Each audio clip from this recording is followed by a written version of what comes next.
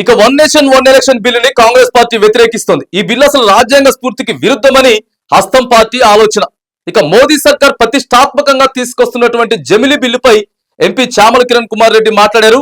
జమిలీ బిల్లుని కాంగ్రెస్ వ్యతిరేకిస్తుందన్నారు ఎంపీ చామల కిరణ్. అయితే ఇందులో ఎలాంటి రాజకీయం లేదంటున్నారు.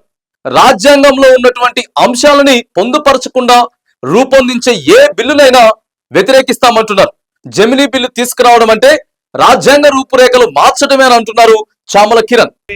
వన్ ఎలక్షన్ జమిలీ బిల్ గురించి ఏదైతే చర్చ జరుగుతుందో ఈ జమిలీ బిల్ గురించి ఈ రోజు కాంగ్రెస్ పార్టీ సభ్యులందరం కూడా ఈ జమిలీ బిల్ ని వ్యతిరేకించదలుచుకున్నాం. 75 సంవత్సరాల కాన్స్టిట్యూషన్ చేసుకుంటున్న ఈ సమయంలో ఈ 75 సంవత్సరాల అంబేద్కర్ గారు రాసిన రాజ్యాంగాన్ని గుర్తు చేసుకుంటున్న డెఫినెట్ గా మనము అన్కాన్స్టిట్యూషన్ అంటే కాన్స్టిట్యూషన్ కి సంబంధం లేకుండా కాన్స్టిట్యూషన్ లో ఉన్న అంశాలను పొందుపరచకుండా ఏ బిల్లు తెచ్చినా గానీ మేము వ్యతిరేకిస్తాము. ఎందుకంటే వాళ్ళు ప్రాపర్ గా అండర్స్టాండింగ్ కి రావాలి. ఈ బిల్లు టేబుల్ మీద పెట్టినప్పుడు మన కాన్స్టిట్యూషన్ ప్రకారం ఇది తప్పు. ఎందుకంటే మనకు ఆల్రెడీ ఒక కాన్స్టిట్యూషన్ ఉంది. కాన్స్టిట్యూషన్ ప్రకారం ఎన్నికలు జరుగుతుంది. కాన్స్టిట్యూషన్ ప్రకారమే భారతదేశంలో మనం ఎన్నికలు కలగబోతున్నాం. అటువంటి పరిస్థితిని మార్చాలంటే కాన్స్టిట్యూషన్ ని కొద్దిగా మార్చిన విధంగా మేము ఆలోచిస్తున్నాం. అందుకే